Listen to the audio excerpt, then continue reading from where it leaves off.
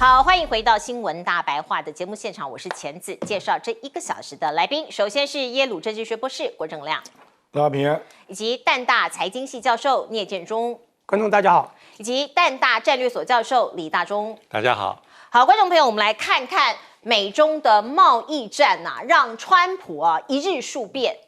昨天我们看到呢，他发出了这个 social media 上面说，我好人当到这里为止未来我就不再当好人了。什么事情？他又生气为哪桩呢？原来今天我们看到美国的财政部长证实，是指北京扣住稀土稀土不出口，变成美国的商业界制造业很痛的一个痛点我们看到，包括这个川普才刚刚生气说你中国违反稀土的协议，可是很奇怪，峰回路转，我们看到美国官员又证实了，川普、习近平这个礼拜要通电话，真的还假的我们已经看得不飒飒了这是贝森特讲的可是时间是哪时候进一步追问，美国又说不知道，还没有确定。那中国大陆这一招就是缓批稀土外销，把它扣在手上。美国的车厂你看到叫苦连天那贸易休战是不是会因为稀土而面临破裂呢？包括你看到《纽约时报》就讲啦，美国汽车晶片这些都在使用稀土的原料，如果没有这些关键原料都要停摆了。所以有数百间，包括欧洲的一些企业也受到了影响所以你看到这个影响的层面是非常的大的，因为过去地球村嘛产业链都是全世界连成一气的，而我们现在要看到真正的这个原因稀土真正的战场不在地底下，不是说中国产很多稀土，而是它掌握了那个关键所谓是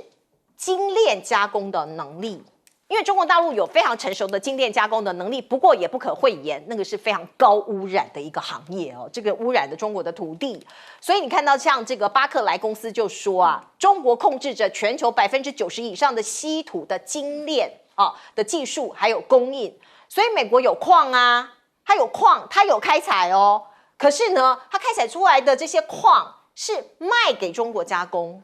所以真正大家在争夺的应该就是这个制作的技术。而另外呢，我们看到包括彭博社的消息是说，美国最快6月扩大对中国科技企业的制裁范围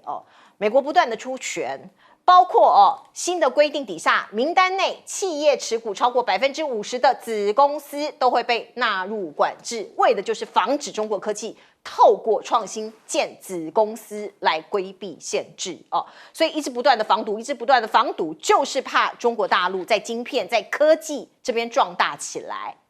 那我们看到呢，包括这个国际的媒体都说尽管从2019年中国就受到美国制裁，可是像是华为围堵再围堵也没办法，围堵不了这个华为技术公司已经投资超过60家大陆晶片相关公司，涵盖晶片设计、材料制造还有测试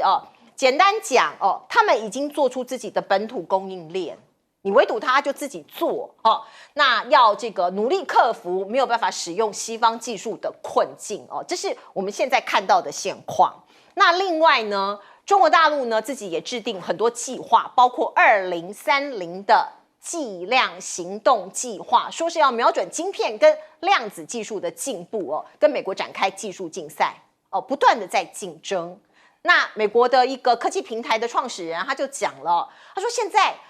很难讲美国是不是还站在科技的顶峰，不过有一点可以确定的是，中国大陆在晶片领域的领先程度超过我们的想象这是很多科技专家都在探索，或者是都在猜，或者是都在评估各方面实力到底谁多谁少。那这个我们看到这个美国是不是真的很难阻挡中国的科技进步呢？包括 AI 现在是重中之重全世界大家都在瞄准这个产业，有没有可能中国大陆又要反超了？因为在很多领域，像是太阳能板电动车无人机中国就是反超你嘛。所以有没有可能 AI 也是呢？这个可能也是中国大陆或者是我们应该这么讲，美国最担心的事情。那你看马斯克最近不是说离开川普政府了吗？可是他自己也不断的在发出警告。他说，美国人形机器人的霸主恐怕不保，因为啊，全球第2到第10名的这个所谓的人形机器人的产业的公司都可能来自中国。那第1名是谁？是他自己。他自以为是他自己，他觉得是他自己。当然不可能。对，他是这样讲啦哦。不过你就知道，马斯克其实也某种程度发出一个警讯。来，亮哥，这个川普现在有稀土缺货的危机，那他怎么不去问？那你为什么可以禁止人家的半导体？那导致人家也手忙脚乱了一阵子啊。那只是最近是慢慢转，慢慢自力更生啊。这个牵涉到日内瓦协议啊，当初美国跟中国的共识，稀土是不是要开放出口啦？中国隔天就开会了，就战略扩大会议，我记得是邀集了11个部门，说要扩大管制。那美国为什么那时候没有抗议呢？我认为中国根本没有同意稀土要放宽管制啊，因为你去想嘛，美国的科技制裁都没有放宽，中国大陆怎么可能放宽稀土，对不对？事实上，昨天传出一个新闻啊，比较像是美国要针对稀土来做反制了，因为中国的乙烷啊，100%是从美国进口。对。那美国现在对乙烷现在要求要每一家出口都要有出口许可啊，这个就比较像中国大陆对稀土的做法。那上个礼拜也传出另外一个新闻，说有一家亚洲的大型的稀土进口商，那他不愿意说是哪一国家了啊，说已经得到中国的许可，那可能会在最近有部分可以出口到美国啊。那这个坦白讲啊，中方也没有承认哦。这个我只是看到西方媒体在报道啊，然后说稀土出口变慢，其实不是禁售，而是它审查变得比较冗长，啊，它可能是要查明美国是哪家公司要用哦之类的啦。如果是汽车，可能就会容易一点啦；如果是军工，可能会比较难哦。不管怎样啦，反正我认为中国大陆不可能不把稀土当作筹码了。不然，请问你还有什么筹码？难道都只有那些消费用品吗？那如果都只有消费用品，那美国经过这几个月开放，那美国拼命超前购买，那搞不好超前购买发现够了，那川普又开始打关税战了，不可能这样玩吧？所以我认为中国大陆也会留一手啦，就是要留一些筹码在自己手里啦。那我觉得啊，这个中国科技的突飞猛进啊，包括中国制造2025，除了半导体之外，普遍大家认为其他领域都有所成功啊。这刚好凸显出啊，科技发展跟自由民主没有关系啦。实际上你去看历史嘛，你读一下历史嘛。德国在1880年追过英国，那时候德国有民主吗？苏联逐渐追上美国，那个时候苏联有民主吗？所以最重要的重点是几个那个市场因素的条件你有没有具备了？比如说那个资源啊，还有对于那个竞争体制的安排啦，它国内竞争还是很激烈啊，那个人才的培训啊，等等啊，那中国大陆我觉得它就是很明显是符合这些要素了，就是它集中资源、集中国家的权力办大事啊，那就可以有一些科技上的突破啊。我觉得美国包括台湾啊，就是过去有一些神话了，说没有自由就不会有创新，不会有科技发展，这根本就违反人类历史嘛。让德国追上英国，苏联追上美国，还有现在的中国追上美国，跟自由创新一点关系都没有了。北韩也有啊。所以我的意思是说，是你体制内的安排，要维持一定的竞争的一个状态，一些条件。可是你要集中资源来办大事，不然美国你全部都是私营的嘛，那为什么有一些项目你就没人做呢？对不对？比如说以中国来讲，它半导体这几年不就被迫做出来啊？因为美国不卖嘛。那美国不卖，本来华为是 H20 GPU 的部分，结果现在美国又要帮华为啦，现在 EDA 也不能卖。那你不是逼中国的厂商去用华为的 EDA 吗？这个坦白讲都是被逼出来的啊。中国大陆本来也没有这样想，他本来半导体是想要跟美国购买啊，结果现在你美国硬要科技脱钩嘛，那逼得他只好自己做啊，不然怎么办呢？来，聂老师，好的，我觉得5月12号那是一个很有趣的会议。实际上，贝森特到了这个日内瓦瑞士啊，跟这个中国在谈判的时候，他们是别有用心，各有用心啊，各怀鬼胎啦。说实在的，他这么快的把这个税率降低，其实他认为他好像拿到他们最想要的东西，也就是中国好像让步了，他们最缺的稀土这个东西，他可能会提供他们所要的东西。我觉得这是一个很重要的关卡，使得他们解冻了。不过呢，很快的他又开始觉得中国又后悔。其实中国没有后悔，因为这个跟川普1.0谈判的13人真的很像。妥协半天，他也会后悔，但是实际上他是各有他的 benchmark， 有他们自己的一个标准。中国呢，他自己很清楚，稀土你今天去创造的时候，他做的东西出来有民用有军用，就像刚才这样讲的，民用的东西，你不管是这个消费性电子的东西，或甚至部分电器或车用这些东西，可能无伤大雅的东西，他可能在当时是答应的。可是你知道他为什么要缓审批的这么严，或者缓的要这么的严格出去？因为这里面有一个很重要叫军事用途。如果你今天给德基某些厂商叫做军事用途，不是中国想乐见的。所以当在谈判的时候已经达到了一定的协议，但是没有办法做到最终他们最后都想要的东西。我现在讲最有趣就是这个叫非关税的这个报复啊，就是用稀土，这是他们最大的筹码。我先分析一个数据啊，稀土这个东西很有趣，它有储量的问题，有产量的问题，最后还有加工的问题。储量呢，你知道中国现在有4400万吨。那么美国呢只有180万吨，而美国呢想把那个叫做格陵兰呢拿下来，格陵兰岛呢有150万吨，这是川普很聪明想法，不管多少有就想要拿，加起来300多万吨，还是差很多。光美国产的是中国是它的25万倍，我讲是储量25倍，讲错25倍，可是产量呢，美国尽量开采，美国开采到是它的。中国只有它的6倍而已，表示中国的很多储量并没有开采。中国的产量呢，最后产出来呢，全球是1.2万这个吨哈，中国其实开采出来的呢，大概是27万吨。美国呢现在已经开采4万5千吨，表示美国很努力采采，他们需要。可是呢，中国虽然是6倍，可是储量还有它的25万倍。其实美国会很怕这个，最重要还不是产量。我给你好的书，你不会读，读不好也没有用啊。所以最早是加工力，把这个书真的读经读完。他把这个稀土不断的加工，可以真正用到各种科技。他后来发现，刚刚又讲到中国制造2025那个文本，我真的有稍微的了解。2015年写的时候，在前2年，就是2013年，叫做他们就做红色供应链，开始就要上中下游全部要 link 起来，因为刚刚讲到了。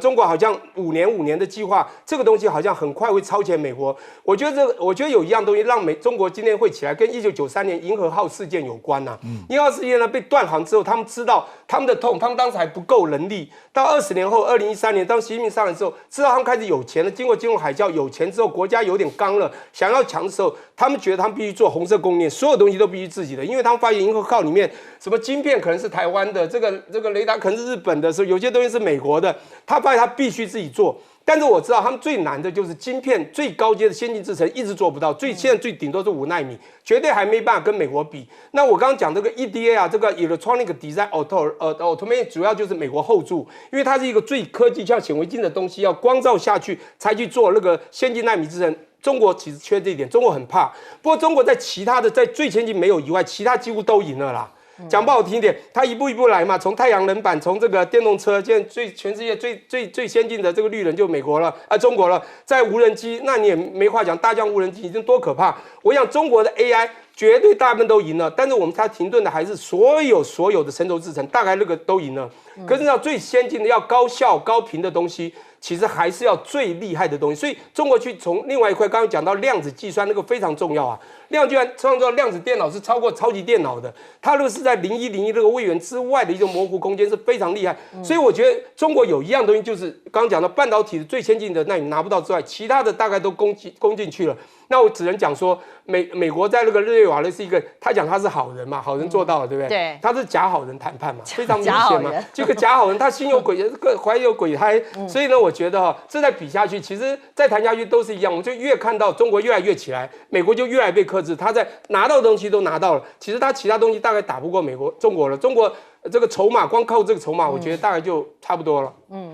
大中老师，我也蛮同意哈。我们仔细看，从2018年哈，美中进入战略竞争，到底中国大陆反制美国，不管科技战、贸易战的王牌是什么？好，有人说是美债，但因为美债是双面刃啊，真正中国大陆的王牌，而且是看起来是有点反制能力的，还是就是稀土。那我想对美国来说，对于中国大陆来说是心知肚明。所以这一次3个礼拜之前啊，到底在日内瓦，美中到底谈了什么？因为现在外界当然是不会很透明。但是如果是根据美国自己的讲法，是说当时这个美国愿意放90天贸易休兵，是因为中国大陆同意放松稀土的出口。但是中国大陆到现在从来没有一天是证明这样的讲法。但是由此可以看出什么呢？由此可以看出来，这就是美国目前来说最大的一个弱点了。好，这也是中国大陆手中最重要的一个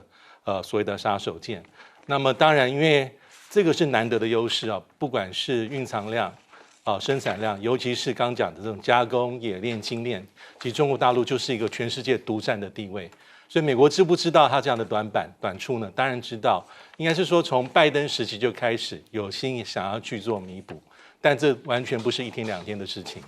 那到了川普时期，到了现在2.0的时候，他也说要仿照过去的这个国防生产法，要给予美国厂商、这个政府部门一些奖励优惠，要想办法弥补，但是没那么快。那最后就是现在的那个美中的竞争的胜负，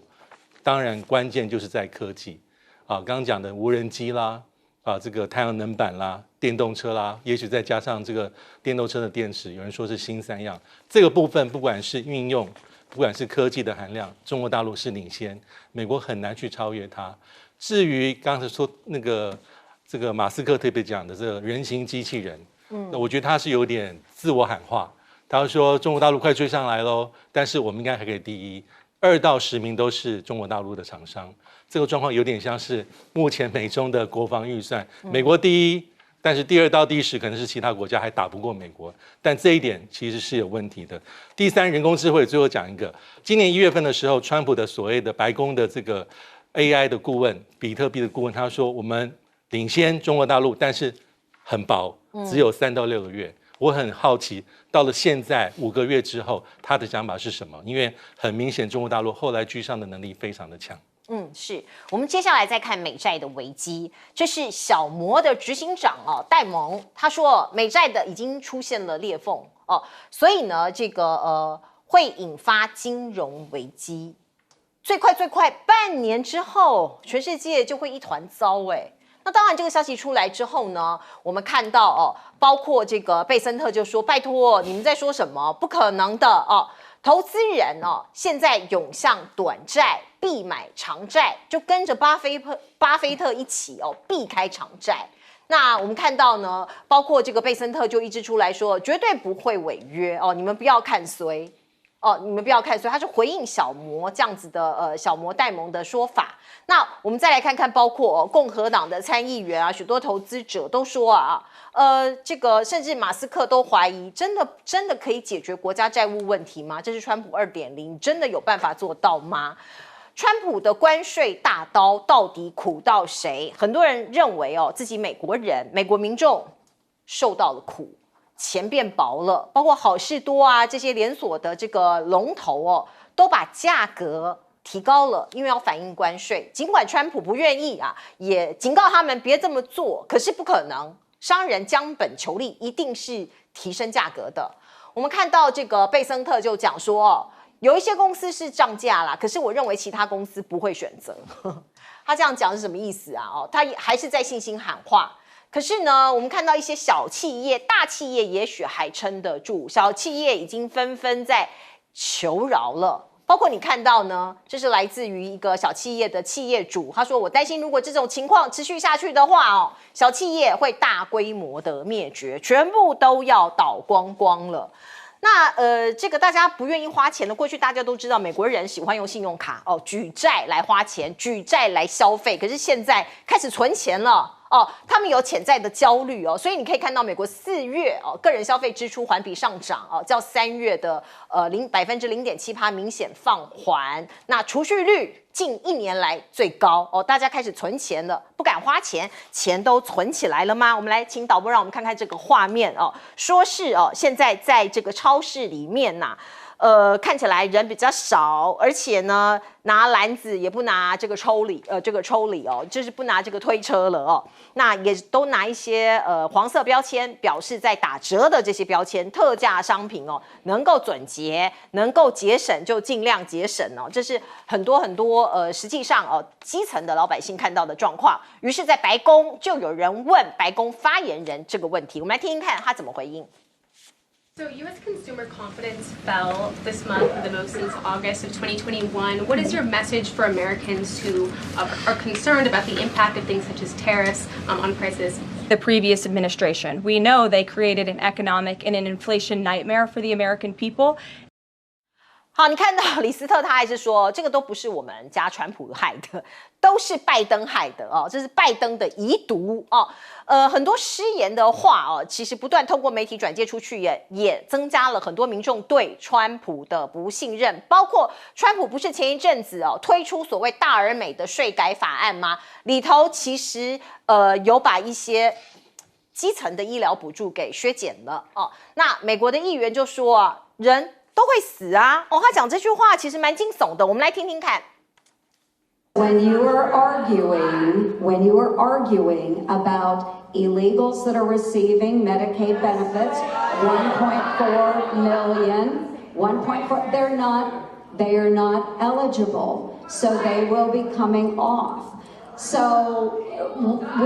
people are not. Well, we all are going to die. So, for heaven's sakes. 好，你可以看到这位女士她是亲川普的议员她说人都会死所以你看到现场的民众非常非常的生气对她来吼叫来对她来这个叫骂那我们看到包括这个因为舆论实在是太过的哗然，所以呢她后来又录了一段影片向大家来道歉。可是吊诡的是她录影片的地方居然在一个墓地里面就是这个墓园就是有一些这个死掉的人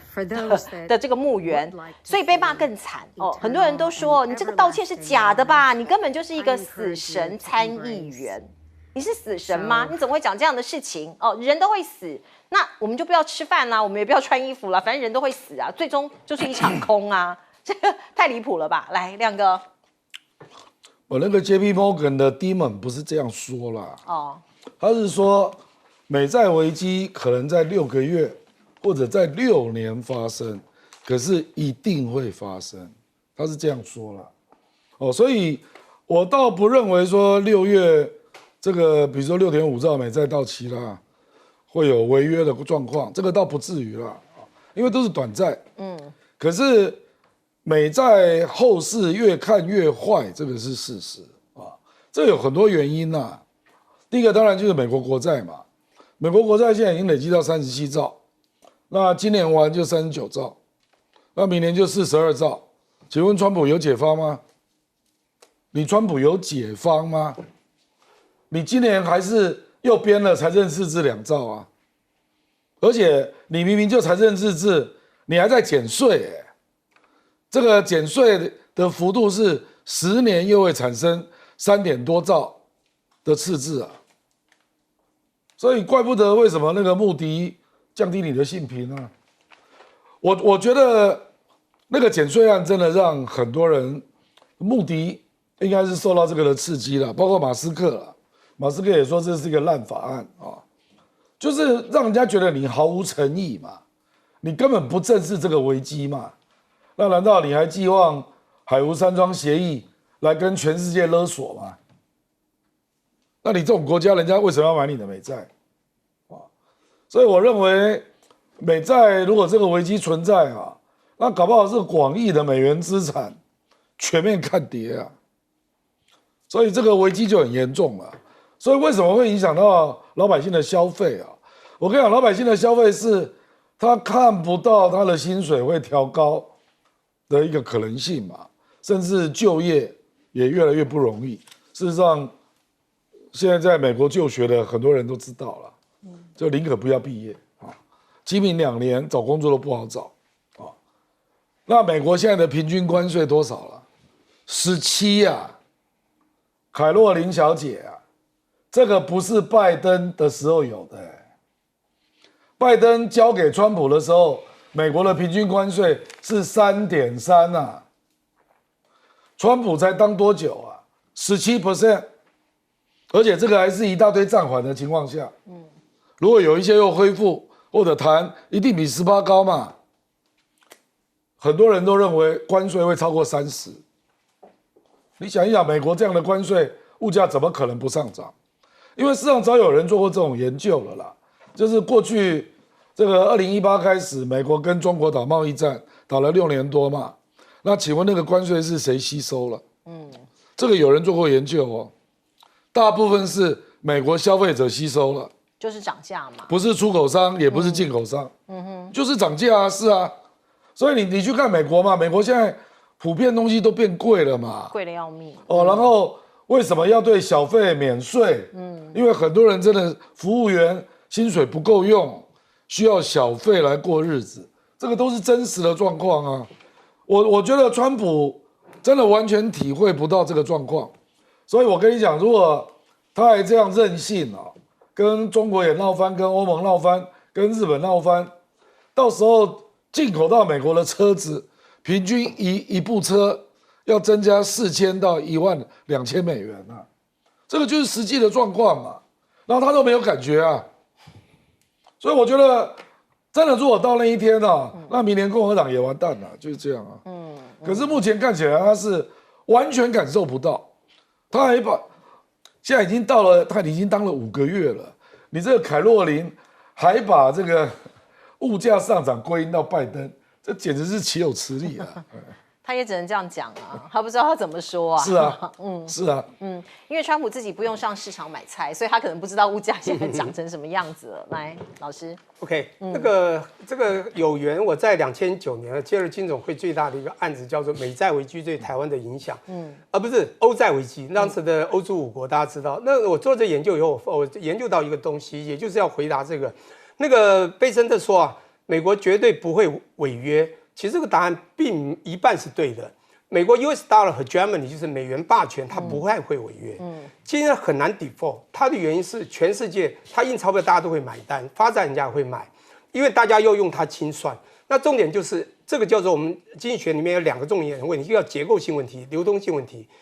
日本有结构性问题哦，而日本没有结构性问题哦，但是日本有流动性问题，它钱不够，它也欠很多债。那美国它没有流动性问题，它有结构性问题，它债欠到一堆了，3几兆、36兆，它没有流动性问题，这就不会有问题。欧债是因为结构、流通性都出问题，所以才出问题。它的债务比美国和日本都少，所以我要讲它不会。但是贝森讲永远 never 那是错的，不可能。现在呢，大家买短债，巴菲特也好，很多人就是这个原因。那 JP Morgan 刚刚那个江兄讲的很对啊，我讲不好听一点啊，你比我小，讲凶不好意思。那个讲的很对啊，那个说不好听，他不是半年呐，6个月后是6年后啦。6年后 JP Morgan 他蛮能分析的，应该不是很未来啦，因为他这个短债是10年还有20年的债，都是10年前、20年前，那是当时零利率啊。但今天零利率的时候嘛，你讲10年债在2015年是零利率，现在利率已经到3.4%、3.48%，这时候他在发债，他的短换的时候是亏的。那你要知道，现在这个高殖利率的时候，也就债比较便宜，所以买短债划得来。但是大家不敢买长债，就是隐忧它的未来，因为大家都你买未来，它因为现在 US dollar 和 Germany 就美元霸权，你能维持多久？这样是一个 question mark， 是一个问题啊。很多国家都想打击美元，过去力量不够。欧元出来1999年，很多人要打击伊朗啊、委内瑞拉都被美国制裁过。那今天中国呢用了各种方法，甚至2018年1月18号搞了一个用人民币清算的人员，但是他们就已经很不高兴了，因为石油就是要用美元的啊，当时尼克森总统讲好的啊。等等，他用现在没有黄金美元，但是最少是人员美元嘛。可是你知道，它越来越 weakness， 越来越软弱了。因为海合会很多国家也支持中国。我要讲的是，暂时不会啦，它但不会 never 不会永远。第二个讲物价问题，我也觉得很怪，关税打这么高，真的我看到，包括我自己的朋友在加州、在纽约的，我2月去纽约，真的物价有涨可是你知道这个 CPI 并没有感觉 ，CPI 没有涨多少。但是我也可以这样分析，因为什么叫 CPI， 大家应该了解，它是有核心和非核心，它是选出的部分商品来做调控的啦。比如有很多电子商品它就有降价，因此它展现的没有那么强。但是有感的民生必需品绝对有涨，对，所以这个是一个重要问题，这都是因为关税造成的。我不好意思这样讲，真这样。最后我讲一个那个税的问题啊，因为这个我们玩经济学的非常清楚，因为我一直记得，而且我印象很深刻，雷根时代总统那个拉法克吧，真的是让你减税可以奏效，减税可以救国。我们这样讲哈，它有一个横轴是税收，纵轴，但我要讲是讲讽刺的话，现在不是这个时机。纵轴呢，就是一个国家的税收经济。好，那我们讲税率慢慢减少的时候，讲不好听的，你收的钱少，可是到了一定的时候，为什么税减少会刺激大家的投资，让大家投资越来越多，量会增加。虽然这个价减少 ，P 乘 Q 最后的 profit 会增加，可是美国现在制造业空洞化，你很难让这个 Q 增加。所以他这个做法会错。那我最后再讲一个这个医疗的问题啊，医疗这个门槛提高，其实跟这个是两回事。因为 budget deficit 就这个政府的赤字里面是G 减 T 啊 ，G 的 government spending， 这个是政府支出的问题，它就是那个Doge的概念，把它削减，它要省钱的部分。可是你要省钱，他讲用省税来这样平衡，但你要知道这个会伤到民间，所以现在他那个东西就错，就我要讲就是答案是你该省的不省，省错方向。而且现在时机不对，你现在去减税，这个要少收钱，这也不对，你也创造出量。所以我觉得川普，第一，你的经济的头脑不够好，但你旁边团队经济头脑可能也是因为中心内阁只支持你，他们也不够好。或者是拍他马屁，不敢讲，对，来，大钟老师，对，因为川普现在推的这个大人美法案哦，其实还蛮关键。但是我们仔细看，在前几天众议院投票是215对214，代表说有少部分共和党议员跑票了。比较重视财政纪律的，因为它看起来是一个减税法案，但是里面应有尽有，什么都有。它是延长2017年的这个减企业税、减个人税，第一个，但它有增加支出的部分，增加国防支出1500亿，边境安全700亿，所以这就是为什么马斯克不喜欢这个大而美法案，也是他辞职的主要的原因之一。那还有一个地方就是你减税，那可是你要增加一些支出，代表说政府的收入是减少的，你会有一个空白。所以他要做的地方就是再补一个，就是他把这个医疗的这个支持的门槛升高，这个影响就对庶民来说很多。还有包括食品的补助啊，有人说至少大概，因为他说10年要减8000亿美金，大概一般的美国人里面可能7000万人会受到影响，就中产阶级以下。那最惨的其实是有人是做过统计，是美国收入最下面10%的人，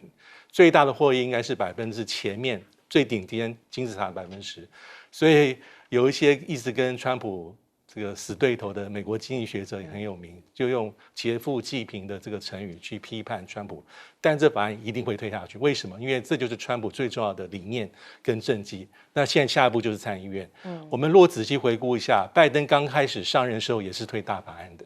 叫做基础建设法，1.2兆美金。但是当拜登想要推第二个法案的时候，叫做重建美好未来法案，就是要把很多的社会福利的东西，还有清洁能源、绿色经济的东西，扩大社会福利，把它放在里面。那这个法案呢，川普现在的大而美这些东西都要拿掉的，还包括绿色经济也是他拿掉的，所以这个就要看下一步。但是预期参议院应该会通过，这是川普政治上来说，他一定要让法案通过的。可是一般来说，美国有些人民可能会受到一些重大的影响。劫贫济富。对，就是刚刚老师讲的劫贫济富嘛，然后就引起一些民怨哦。不过我们再来看看2场空中大战都引发媒体的关注。首先来看乌克兰，正当大家可能觉得这个战场要慢慢的这个平静下来，没有想到我们看到乌克兰突然发动奇袭，这个叫做蜘蛛网行动，是用无人机狂轰俄罗斯的机场。透过画面您可以看到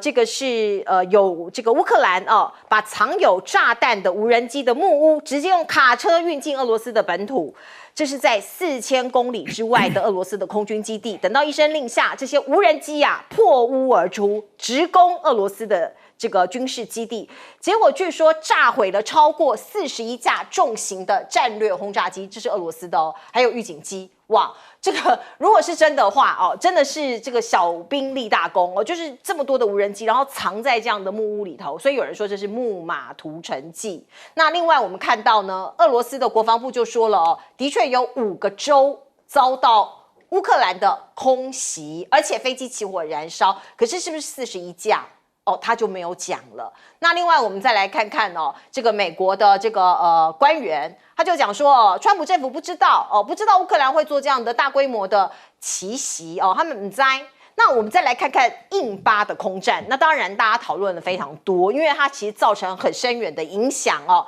现在印度据说是认了，有5架战机被击毁。好，那这是在相会，也就是在香格里拉的这个会谈的对谈。那我们来看，这是新加坡联合早报就讲了哦，这2个国家的防长高层互别苗头，互相抢虾哦，对于谁先停火啊还有伤亡人数啊各执一词。那我们看到印度是讲说我们这一次很有收获啊，因为我们印度呢穿透300公里之外的防空系统所以我们的装备是有奏效的，是有功能的那当然巴基斯坦这边就讲说印度不仅违背了联合国宪章，发动空袭与飞弹来攻击我们，而且酿成伤亡，还试图把水资源武器化。这个等一下我们都会讲不过我们来看看，包括歼10C1这个飞机，当然最近大出风头，有很多军武的这个军武迷都在讨论或者是各国的这个军事的专家也都在关注。我们看到呢，这个巴基斯坦的上将就说，中巴友谊比钢铁还要坚固啊！巴铁是这样讲的。那另外呢，我们看到印度的人民党创始人也讲了一些话，不过我们现在听听看他们怎么样来描述这个友谊。Let me be very clear that Pakistan and China relationship is higher than mountains, deeper than oceans, and stronger than steel. Of course, GF-17s, J-10Cs, PL-15s, they played a critical role in that. 不过我们看到印度本身这里呢有一个叫做人民党他是创始人，他说对我们被打下了5架飞机，来听听看他怎么说。हवाई जहाज दी थी, वो बहुत बढ़िया हवाई जहाज थी। फ्रांस के जो थे वो उतना बढ़िया नहीं थे, हमारे उनके जो हवाई जहाज है उन्होंने 5 को गिराया था। आपका मतलब रफेल ने अच्छा काम नहीं किया? रफेल तो पर्याप्त नहीं है हमारे देश के लिए, वो उसमें क्या क्या भ्रष्टाचार हुआ ये तो दूसरी बात है। मोदी रहते हुए हम इस पर जांच नहीं कर सकते। 好，他提到了一个重点，有没有可能人谋不臧、腐化？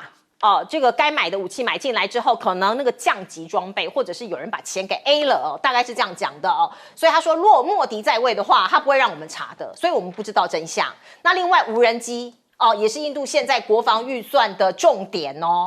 他觉得说，那干脆就是买无人机来对付这个巴基斯坦好了。所以你可以看到呢，包括他核准了一笔高达46亿美元的紧急军备预算打算投入这个无人机还有电子战的系统。那另外我们再来看看，包括印度刚刚我们看到巴基斯坦指控他拿水资源当作武器在这里我们先看这个战争的起源点是克什米尔的冲突嘛。那印度逮捕了81名同情巴基斯坦人的人。你在自己国内的 social media 上面批评这个印度的做法，然后说你同情巴基斯坦人或是克什米尔人，你就惨了，你就被逮捕了。你看81个人被逮捕。那另外呢，印度怎么做呢？他把这个水水坝，因为我们知道这2国中间这个河流是贯穿的。那巴基斯坦2座主要的水坝其实最近水位都大幅的下降那印度某种程度在调节上游的水量，水少了怎么办有可能你粮食这些庄稼就没有办法浇灌了那有可能会造成粮食危机那就有一点危险了。而另外呢，巴基斯坦也在找别的合作伙伴，他现在跟孟加拉加强关系中。来，请教亮哥。乌克兰用这种打法这个事实上就已经是我们叫突袭战略了，就基本上你这个已经不是正规战的了，要么就是用恐怖分子的打法就或者是用这个稍微还比较大规模一点可是基本上就是没有能力做正规战了，可是他还是不认输啊，所以这个麻烦呐，就说这个广义会不会变乌克兰逐渐的变成只有突袭式攻击的打法？可是这一定会惹恼普京啊，所以比如说你对俄罗斯做这样的轰炸，我是不知道有没有平民的伤亡啊，现在不清楚。因为俄罗斯当然是有能力对基辅射导弹啊，那可能就又要变成这样的一个情况，而且俄罗斯大概也针对好几个标的，目前都在进军。事实上，就是我们所讲的夏季攻势。我认为夏季攻势应该会因为这样会被迫提前开始啊。那俄罗斯可能会打好几个点哦，比如说苏梅，然后哈尔科夫，然后扎波罗热往上打涅伯士。那如果这些都被攻下来，那当然还有一个叫红军城嘛。我认为如果都攻下来，乌克兰还不愿意上谈判桌，那可能就会直接打基辅了。那这里当然变数是欧洲啦，说欧洲现在已经对美国不再寄望了，那到底你欧洲能够拿出多少啊？坦白讲，我也蛮怀疑的啦。所以我觉得在这个过程当中，可能受害最深的也是乌克兰人、老百姓啊。那你泽伦斯基，难道你有什么方法可以让你的那个目前的战争的状况能够有利于你吗？坦白讲，还真的看不出来。因为无人机不可能造成战争的逆转啊，不可能啊，还是需要地面的大规模作战，需要重型武器。那这些乌克兰都没有。这一场奇袭，据说泽伦斯基是亲自策划参与，我就表示，这就表示他们有要跟你谈嘛，所以才会有这种新闻出来嘛。如果他真的想跟普京谈，他放这个消息干嘛啊？所以我觉得这个战争就是现在就是看欧洲啦。如果欧洲在这2个月不能够拿出有效的帮助的方法，那我认为夏季攻势一定会发生，而且会打得很惨烈哦，会打得蛮惨烈的啊，这个绝对比印巴要惨烈的多啦。对，印巴那个基本上已经停止了啦，因为印度现在也不敢打空战，不知道怎么拿捏啦，反正你就是被打下来啊。那地面战争，克什米尔是不可能的，那个地方太偏远了。可是这个水战争啊，坦白讲，这个违反水资源、违反印度河水条约，这个严重程度是会导致战争的。事实上，在中东还有在非洲都发生过水资源的战争啊，你这个不要轻忽了。因为它这个大概如果是很严重，真的拦截，对，巴基斯坦有60%的土地灌溉会出问题。那20%的水电会发生问题，那会造成大灾难，所以就会战争。对，巴基斯坦就出飞机把你的那个水坝炸掉啊，不然怎么办？希望不要走到这一步田地啊。我们进一下广告。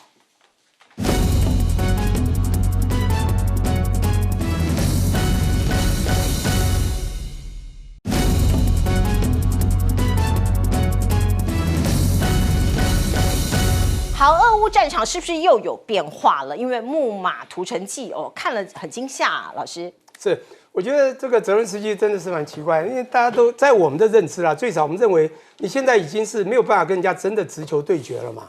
那你现在用这个真的是没有办法中的办法，用木马屠城进去以后用一些无人机炸，我觉得他也只能这样子啦，用无人机，最少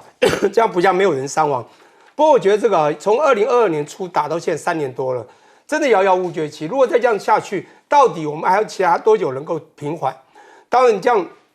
惹到了对岸的这个川普，那就像刚才讲，这个川普难道他不会反击吗？显然，这个战争就不会停嘛。所以呢，这个川普他要的东西都还没完全拿到，你现在又这样子去惹人家，就看到一只这个蛮凶狠的一种这动物，你去惹它，它会不会再咬你呢？这我觉得啊，这个战事啊，真的很让人担忧。所以我觉得这个是实体战真的大于心理战。不过从另外一个角度，我觉得很好玩啊。不过当我就在想，泽伦斯基你为什么可以还继续这样做哈？我觉得是你的底气够高吗？是因为你够亲民，大家愿意让你这样做呢？还是这个乌克兰的民族意识真的跟这么高涨，愿意这样，或者说乌克兰人民太弱，没有办法支持你，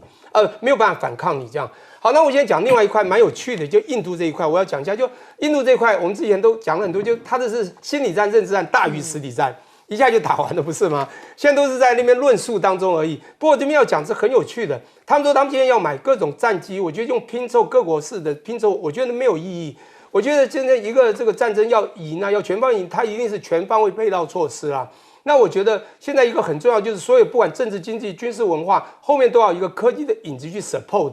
我觉得这次的印巴战争，巴基斯坦赢的倒不是歼十啊，我一直这样认为，不是歼十4代机打败了所谓的阵风4.5机，在这个4.5代就这么了不起。我觉得是他们的整个配套里面有 AI 元素在里面，我这样认定，包括它这个预警的系统，包括它的 AI 的精准的定位系统，我觉得是这一套系统在里面，倒不是这个实体东西比较强，而是有一些虚拟在里面配套的东西比较强，我觉得这个比较重要。当然，他这个是一个军事专家，不是在讲那个很有趣吗？他讲跟中国，哎呦，我觉得这个形容词我也想用一下。他说，你要爱情在讲说我们的友谊比山还高，比海还深，他还讲比钢还强，比钢还有强。趣。好了，我最后讲一个，当然水资源的东西啊，我觉得水资源武器化这个呢，就像刚刚讲，真的就可能会引起再战争。为什么？今天显然就是因为他要打水资源，要把2个水坝把它水流减少，显然他就是认输了嘛。为什么之前那么多认知战呢？所以他只能走这一块。可是要走急了，到时候巴基斯坦他一定浅浅的，不管跟中国合作或有更多的武器的配套，到时候又会打起来。所以这2国真的是啊，这个情仇已久。这我看起来这个也是遥遥无绝期。不过刚刚我们收到的最新消息是，俄罗斯已经展开了报复行动哦，他向乌克兰的指挥所投下了3吨级的炸弹，瞬间把这个指挥所夷为平地。我们进一下广告。